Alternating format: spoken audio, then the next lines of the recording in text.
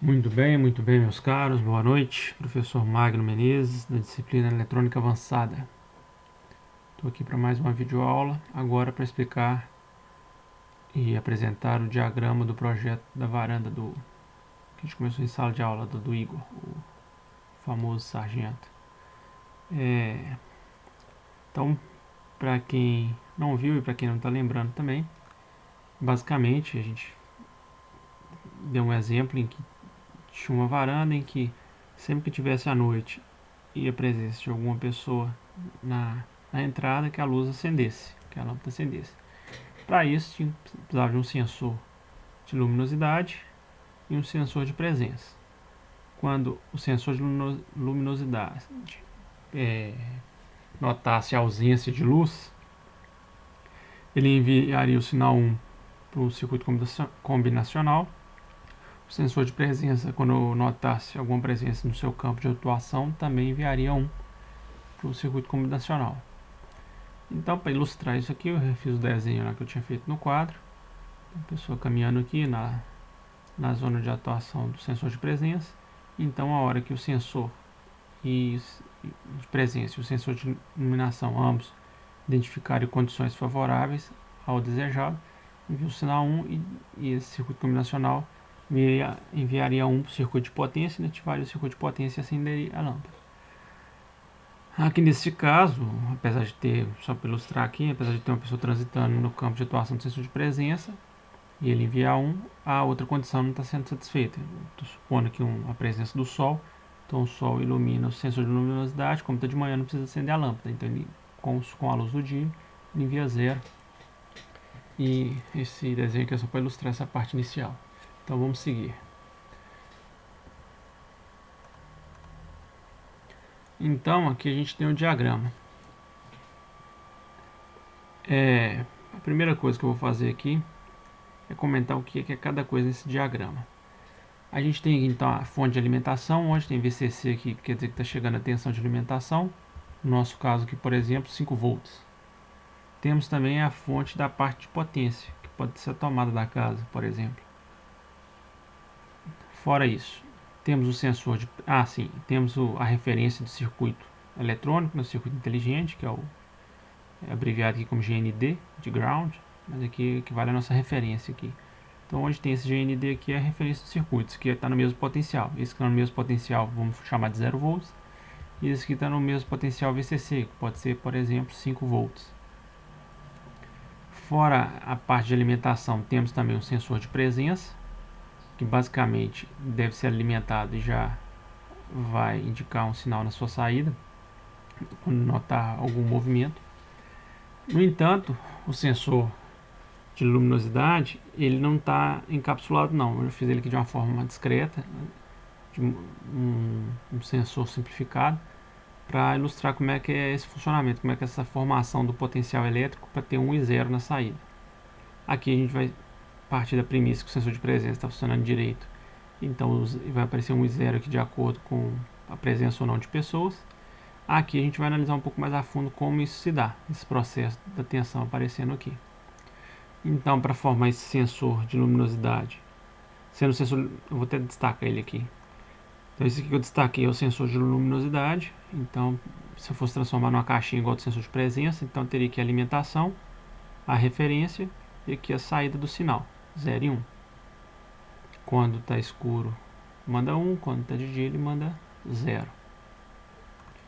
Então, certo, já destaquei ele aqui. Então, essa é a parte. E aqui tem, então, já comentei que ele está sendo formado aqui, então vamos aos componentes dele. Um potenciômetro para ajustar a sensibilidade dele, ou seja, para ajustar quando ele vai considerar que está de fato de noite ou não. Como a variação da luz solar ela não varia instantaneamente, né? À medida que as horas vão avançando, a luz vai diminuindo lentamente, vamos dizer assim. Então com esse potenciômetro aqui eu consigo definir qual a intensidade luminosa. Com esse potenciômetro aqui eu consigo definir com que intensidade luminosa eu quero que ele envie 1 ou 0. Em outras palavras, a que horas do dia eu quero que ele acenda ou não a minha lâmpada, ou então que ele considere que está à noite. Por exemplo, no verão, às 18 horas, talvez ainda está com sol muito intenso.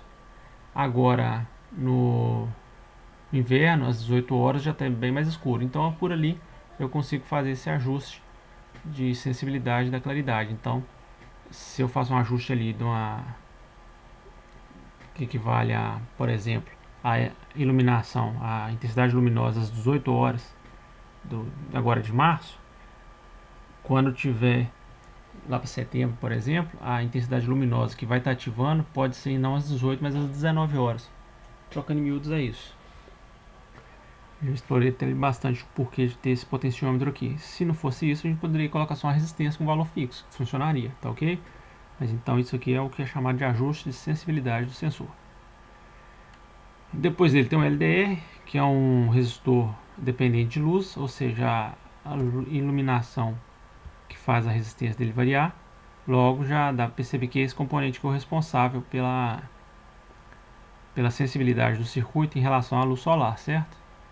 Fora ele tem um transistor, que vai estar trabalhando aqui nesse circuito como chave. A gente não vai precisar de fazer o estudo das curvas dos transistores, né? Não vai precisar de analisar o datasheet dele. E basicamente, quando tiver um potencial elétrico que ele vai fechar, igual uma chave, e quando não tiver um potencial elétrico suficiente, ele vai abrir, também como um interruptor, como uma chave. Então, ele vai estar funcionando aqui exatamente como uma espécie de interruptor. Quando tiver potencial elétrico aqui nesse ponto do circuito, ele fecha. Quando não tiver potencial nesse ponto do circuito, ele abre. Resistências aqui para estar limitando a corrente. Um diodo Zener para estar fazendo um valor de tensão fixo aqui, para não ficar oscilando muito. Porque esse diodo Zener, a característica dele, ele é até montado ao contrário, pelo que vocês estão percebendo aqui. Ele fica no sentido contrário de um diodo normal, porque esse diodo Zener, quando a corrente passa por ele aqui nessa posição, ele tem uma queda de tensão muito fixa em cima dele, bem estável, muito estável. Uma vez que tem uma corrente estabelecida por ele, a queda de tensão nele é muito estável, e essa estabilidade na tensão é interessante para que o meu circuito integrado interprete esse valor sem oscilação. E aqui na frente eu tenho um circuito integrado então, que forma as portas END. Um outro circuito integrado que é o optoacoplador, que faz a junção da parte lógica, né, que está chegando aqui, com a parte de potência do lado de cá. A lâmpada. E é isso, acho que falamos de tudo. Então, avançando aqui para o próximo slide, a gente tem a visão interna aqui desses circuitos integrados, certo? Então, avaliando esses circuitos integrados por dentro, começando aqui pela porta END, né? A gente tem um circuito integrado com 14 pinos, conforme apresentado aqui no desenho, sendo que dois desses pinos são para alimentação externa, igual está vendo aqui, o pino 14 o VCC, né, a parte positiva, e o pino 7 a referência, o GND. Sendo os outros pinos, quatro portas END, de 2 entradas e uma saída. Para esse circuito nosso, a gente vai precisar de usar apenas uma porta END, ou seja, 2 entradas e uma saída. Essa saída, por sua vez, envia o sinal para um circuito integrado conhecido tipicamente como optoacoplador. Tem várias versões dele. Essa versão que eu ilustro aqui, desse optoacoplador, é esse LED aqui, essa espécie de LED, que a alimentação aqui excita a base de um outro transistor, que permite o fluxo de corrente na parte de potência. Chama optoacoplador porque faz o acoplamento entre o sinal e a parte de potência por meio luminoso, por meio óptico. Então, optoacoplador. Certo? Eu vou encerrar essa videoaula por aqui, e na próxima parte a gente inicia com a análise dos níveis lógicos e também a aplicação dele lá no diagrama.